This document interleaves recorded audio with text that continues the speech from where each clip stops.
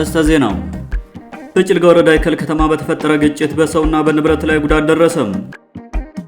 በቅማንት ህዝብ ህገ መንግስታዊ ጥያቄ ላይ ከፍተኛ ሻጥር በመስራት የሚታወቀው አቶ ያለው አባተ ከዚህ ዓለም በሞት መለየቱ ተሰማ። በመላ ሀገሪቱ የተከሰተው የነዳጅ እጥረትና የተጋነነ ዋጋ ጭማሪ ሁሉንም የማህበረሰብ ክፍል እያዳረሰ መሆኑ ተገለጸ። ሰላም ጤና ይስጥልን ውድ አድማጭ ተመልካቾቻችን፣ በመከታተል ላይ የምትገኙ ጃኖ ቅማንት ሚዲያ ነው። አርዕስቶችን በማስቀደም የሰዓቱን ዜናዎቻችን ጀምረናል። ወደ ዝርዝሩ እናልፋለን። አብራችሁን ቆዩ።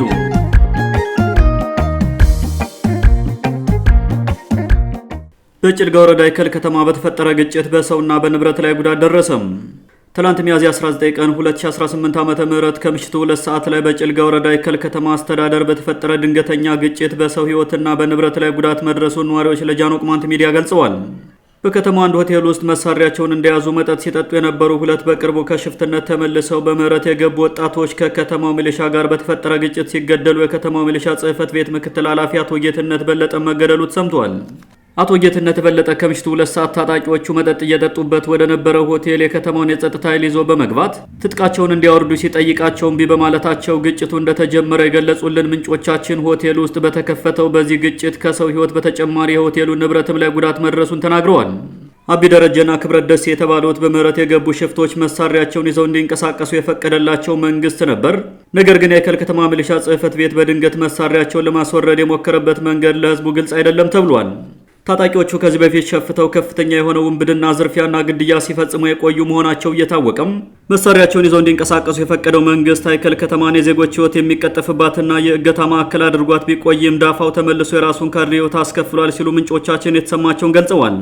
የከተማው ሚሊሻ ጽሕፈት ቤት ምክትል ኃላፊ አቶ ጌትነት ከዚህ ቀደም በቅማንት ትግል ውስጥ በጃኖ ወጣቶች አደረጃጀቱ ሲሰራ እንደነበርና በመካከል የመንግስት ጆሮ ጠቢነቱ ሲታወቅበት ለይቶለት ወደ መንግስት መግባቱንም የከተማው ነዋሪዎች ለጃኖ ቅማንት ሚዲያ ገልጸዋል። አቶ ጌትነት በለጠ ከጃኖነት ወደ መንግስት እንደገባ የወረዳ ፍርድ ቤት መዝገብ አመላላሽ ሆኖ ተቀጥሮ ከቆየ በኋላም የአይከል ከተማ ሚሊሻ ጽሕፈት ቤት ምክትል ኃላፊ ሆኖ መሾሙን የገለጹልን የከተማው ነዋሪዎች ግለሰቡ ድብደባን ጨምሮ ያገኘው የከተማ ወጣት ላይ የተለያዩ የሰብአዊ መብት ጥሰቶችን ይፈጽም ነበር ብለዋል። በጫካ ያሉ ህዝብን እያስመረሩ የዘረፉትና በእገታ ያጠራቀሙት ገንዘብ አላልቅ ያላቸው ሁለቱ ምህረት ገብ ሽፍቶች ሰላማዊ ወደሆነ ህይወት ገብተው ህይወታቸውን ከመቀየር ይልቅ በማይረባ ተግባር በመሰማራታቸው ምክንያት ፍጻሜያቸው ሞት ሆኗል ተብሏል። የትላንትናው ምሽት የአይከል ከተማ ግጭት ልጆቹ መጠጥ ሲጠጡበት የነበረውን ሆቴል ልዩ ንብረት ለከፍተኛ ጉዳት መዳረጉን የተናገሩት ምንጮቻችን የከተማው አስተዳደር ልጆቹን ከሆቴሉ ሲወጡ ከመያዝ ይልቅ ሆቴል ውስጥ ግጭት መፍጠሩ ኃላፊነት የጎደለው ተግባር ነው ሲሉ ገልጸዋል። ጉዳዩን አስመልክቶ የአይከል ከተማ አስተዳደርም ሆነ የጭልጋ ወረዳ መንግስት ያለው ነገር የለም። አንዳንድ ወገኖች በሰው ላይ የደረሰው ጉዳት ከተጠቀሰው በላይ ነው ቢሉም እስካሁን ባደረግነው ማጣራት ተጎዳ የተባለ ሌላ ወገን በስም ተለይቶ ይመጣልን የለም። ትላንት አይከል ከተማው ስለተፈጸመው ጥፋት የወረዳውን መንግስት ተጠያቂ የሚያደርጉ አስተያየት ሰጪዎች በበኩላቸው በጫካ ቆይተው ምህረት የሚገቡ ታጣቂዎችን የታድሶ ስልጠና ሳይሰጥ ከተማ ውስጥ ከመበተኑም በላይ በሌላ ጊዜ የታጠቁትን መሳሪያ ለማስወረድ በሚል ህዝብ ውስጥ በሚከፈት ኃላፊነት የጎደለው የተኩስ ልውውጥ ንጹሃን እንዲገደሉና ማህበረሰቡ እርስ በርሱ እንዲገዳደል እያደረጉ ነው ሲሉ ተችተዋል።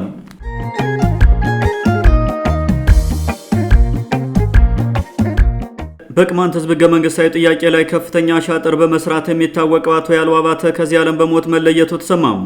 የቅማንትን ህዝብ ህገ መንግስታዊ ጥያቄ ክልልና የፌዴሬሽን ምክር ቤት አፈ ጉባኤ በመሆን በልዩ ሴራ ሲያደናቅፍና በህዝቡ ላይ እልቂት እንዲመጣ ሲያደርግ የነበረው የቀድሞው የህወሓት መራሹ የኢህአዴግ መንግስት ከፍተኛ ባለስልጣን የአሁኑ የብልጽግና አምባሳደር የነበረው አቶ ያለው አባተ ከዚህ ዓለም በሞት መለየቱን የአማራ ክልል መንግስት አሳውቋል። አቶ ያለው አባተ የቅማንት ጥያቄ በክልሉ ምክር ቤት ከ4 ጊዜ በላይ ተቀባይነት እንዳያገኝ የክልል ምክር ቤት ስልጣኑን ተጠቅሞ በርካታ ሴራዎችን እንደሰራ የገለጹልን የቅማንት ጥያቄ አስተባባሪ ኮሚቴ አባላት ያለው አባተ በቅማንት ህዝብ ላይ ታሪክ የማይረሳው ግፍ ከፈጸሙ የብአዴን ኢህአዴግ ባለስልጣናት መካከል ቀንደኛው ነበር ብለዋል። በህወሓት መንግስት ይመራ የነበረው የወቅቱ የፌዴሬሽን ምክር ቤት የቅማንትን ጥያቄ በይግባኝ ተቀብሎ ካጠና በኋላም የማንነት እውቅናውን ሰጥቶ አስተዳደሩን ከክልሉ መንግስት ጋር ተስማምታችሁ መስርቱት የሚል የተንኮል መልስ በመስጠቱም በአቶ ያለው አባተ ይመራ የነበረው የአማራ ክልል ምክር ቤት በ2007 ዓ.ም ቅማንት በ42 ቀበሌዎች ተጠርንፎ በልዩ ወረዳ ይተዳደር የሚል ውሳኔ ማሳለፉ አይዘነጋም። በዚህ የክልሉ ውሳኔ ምክንያት በ2008 ዓ.ም የክልሉ መንግስት በጉልበት የ42 ቀበሌ ልዩ ወረዳ ለመመስረት ባደረገው መጠነ ሰፊ የኃይል እርምጃም ከ113 በላይ ንጹሃን ቅማንቶች ተገድለው ለመገመት የሚያዳግት ንብረት መውደሙን ያስታወሱት የኮሚቴ አባላት በዚህ ሂደት ውስጥ ትልቁን ሚና የተጫወተው አቶ ያለው አባተ ነበር ብለዋል። ከዚህ በኋላ የክልሉ መንግስት ከቅማንት አስተባባሪ ኮሚቴ ጋር በመስራት ውሳኔውን እንደገና ባየበት 2009 ዓመተ ምህረት በወቅቱ የክልሉ ምክር ቤት አፈ ጉባኤ የነበረው አቶ ያለው አባተ ሁለተኛው ውሳኔ በ69 ቀበሌ ተወስኖ ሌላ ሴራ ሲሰራበትም አብሮ ሲያቦካ ነበር ተብሏል። በ2010 ዓ.ም የቅማንትን ጥያቄ በፌዴራል ደረጃ ለማፈን በታቀደ ሴራ አቶ ያለው አባተ ከክልል ምክር ቤት አፈ ጉባኤነት ወደ ፌዴሬሽን ምክር ቤት አፈ ጉባኤነት ሲዘዋወርም የመተማና ቋራ ቀበሌዎች ከላይኛው ቅማንት ተቆርጧል የሚል ህገወጥ ሪፖርት ለሚዲያ ማቅረቡ አይዘነጋም።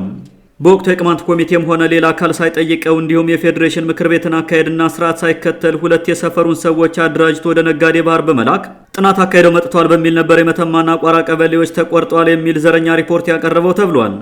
የ69 ቀበሌ ውሳኔም ሆነ የ42 ቀበሌ አስተዳደር ብያኔ በእናቱ ያለው አባተና ግብረ አበሮቹ ከተላለፉ በኋላም በቅማንት ህዝብ ላይ በተፈጸሙ ተከታታይ ዘግናይ ጭፍጨፋዎች በ10 ሺዎች ሲገደሉ በመቶ ሺዎች ደግሞ ከቤት ንብረታቸው ተፈናቅለዋል።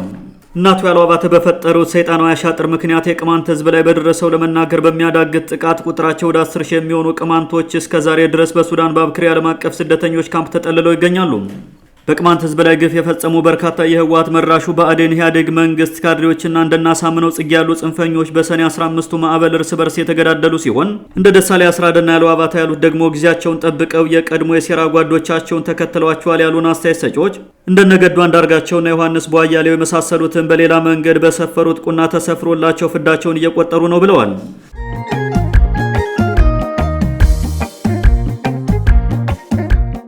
በመላ ሀገሪቱ የተከሰተው የነዳጅ እጥረትና የተጋነነ የዋጋ ጭማሪ ሁሉንም የማህበረሰብ ክፍል ያዳረሰ መሆኑ ተገለጸም። ጃኖ ቅማንት ሚዲያ ከተለያዩ መረጃ ምንጮች እንዳረጋገጠው ከሆነ ከነዳጅ ምርቱ መጥፋትና መወደድ ባሻገር ህገወጥ የንግድ እንቅስቃሴዎችን መባባሳቸው ታውቋል። አሁን ባለው ሁኔታ የነዳጅ እጥረቱና እሱን ተከትሎ የመጣው የኑሮ ውድነት ለሁሉም ኢትዮጵያዊ ዜጋ ከባድ ፈተና የሆነ ሲሆን በተለይም ወርሃዊ ደመወዝተኛ ለሆኑ የመንግስት ሰራተኞች ደግሞ በልዩነት አስቸጋሪ ሁኔታዎችን እንዲያሳልፉ እያደረገ ነው ተብሏል። በነዳጅ መጥፋትና የዋጋ ጭማሪ እየተሳበበ የሰው ልጅ በሚፈልጋቸው የዕለት ከዕለት ፍጆታዎች ላይ የተጋነነ ጭማሪ እየተደረገ መሆኑን የገለጹልን የጃኖ ቅማንት ሚዲያ የመረጃ ምንጮች ይህ የተጋነነ የዋጋ ጭማሪ ደግሞ ተጨማሪ ገቢ ለሌላቸውና ወር ጠብቀው ደሞዝ ለሚቀበሉ የመንግስት ሰራተኞች ከባድ የህይወት ፈተና ደቅኗል ይላሉ። በጥቂቱም ቢሆን ወደ ሀገር ውስጥ የሚገባው ነዳጅ ለታቀደለት ዓላማ ሳይውል አብዛኛው በህገወጥ መንገድ በውድ ዋጋ እንደሚቸረቸርና በርካታ ተሽከርካሪዎችም ከማደያ በመደበኛ ዋጋ ቀድተው ከወጡ በኋላ አራግፈው ለህገወጥ ነጋዴዎች እንደሚያስረክቡ እንዲሁም ራሳቸው በቀጥታ እንደሚቸረችሩት መንግስት በተደጋጋሚ ይናገራል። ከተለያዩ ሀገሪቱ አካባቢዎች የሚወጡ መረጃዎች እንደሚያሳዩት የመካከለኛው ምስራቅ ጦርነት ከተነሳበት ማግስት ጀምሮም ከጦርነቱ በፊት 100 ብር የነበረ ትራንስፖርት አሁን ላይ 5 እና 6 እጥፍ ጨምሮ ከ500 እስከ 1000 ብር መግባቱንና ይህም የሚገኘው መንገድ ላይ የሚቆጣጠር የህግ አካል ሲኖር ብቻ መሆኑን ህዝቡ ይናገራል። በሀገሪቱ በተንሰራፋው ስርዓት አልበኝነትና የህግ በላይነት አለመኖር ምክንያት የህገ ወጥ ነጋዴዎች መፈንጫ የሆነው የኢትዮጵያ የንግድ እንቅስቃሴም አሁን ደግሞ የነዳጅ እጥረቱ ተጨምሮለት የሁሉንም ኢትዮጵያዊ ቤት ማንኳኳት ከጀመረ ሰነባብቷል። ከህገ ወጥ ነጋዴው በተጨማሪ ህጋዊ ሆኖ በተለያዩ የንግድ ተግባራት ላይ የተሰማራው የማህበረሰብ ክፍልም በነዳጅ መጥፋት ምክንያት የትራንስፖርትና የምርቶች ዋጋ ጨምሯል በሚል ያወጣውን ወጪ ለማካካስ ዋጋ ይጨምራል። ቋሚ ደሞዝ ያለው የመንግስት ሰራተኛና አነስተኛ ገቢ ያለው የማህበረሰብ ክፍል ደግሞ የዕለት ወጪውን መሸፈን አቅቶት ፍዳውን እየቆጠረ ይገኛል። ከቅርብ ጊዜ ወዲህ ደግሞ ቤት እያከራዩ ኑሯቸውን የሚደጉሙ ውስን የማህበረሰብ ክፍሎች በሌላ አቅጣጫ በነዳጅ መጥፋት ምክንያት ያጡትን ወጪና መንግስት በየጊዜው የሚጥልባቸውን የተጋነነ ግብር ለማካካስ ተከራይተው በሚኖሩ ዜጎች ላይ የቤት ኪራይ እየጨመሩ መሆኑ ታውቋል። አሁን በቋሚ መንግስት ሰራተኛ ደሞዝ የቤት ኪራይ ከፍሎ የምግብ ወጪ ሸፍኖም ለልጆች የትምህርት ክፍያ ከፍሎና ሌሎች ተያያዥ አስፈላጊ ወጪዎችን ሸፍኖ በህይወት መቀጠል ቅንጦት እየሆነ መምጣቱን ህዝቡ በአደባባይ እየተናገረ ይገኛል። ከነዳጅ መጥፋትና እሱን ተከትለው በመጡ የትራንስፖርት ጭማሪዎች የኑሮ ውድነትና ህገወጥ የንግድ እንቅስቃሴን አስመልክቶ ጃኖ ቅማንት ሚዲያ ከጎንደር ከላይ አርማጮና ከጭልጋ ወረዳዎች በሰበሰበው ተጨባጭ ማስረጃም ከፍተኛው ችግር ያለው ትራንስፖርት ላይ ሲሆን ከተጋነነው የዋጋ ጭማሪ በላይ አገልግሎቱን ማግኘት በራሱ ትልቅ ፈተና እንደሆነ አረጋግጧል። ለአብነትም ከጎንደር ትክል ድንጋይ ሆነ ከትክል ድንጋይ ጎንደር ባለው መንገድ ትራንስፖርት በአማካይ ከ300 ብር እስከ 500 ብር መሆኑንና በብዛት የትራንስፖርት አገልግሎት የሚሰጡትም 3 እግር ባጃጆች እንደሆኑ እንዲሁም ከትክል ድንጋይ ከተማ የተነሱ ተጓዦች መዳረሻቸው ጎንደር ከተማ ሳይሆን ወለቃ እንደሆነና ጎንደር ለመግባት ተጨማሪ ወጪ እንደሚጠይቃቸው ታውቋል። ይህን ጉዳይ በተመለከተ ጃኖ ቅማንት ሚዲያ ከዚህ በፊት የተለያዩ መረጃ ምንጮችን ጠቅሶ መዘገቡ አይዘነጋም። ውድ አድማጮቻችን ለዛሬ የነበሩን ዘገባዎችን ይመስሉ ነበር። መልካም ጊዜ ሁላችሁ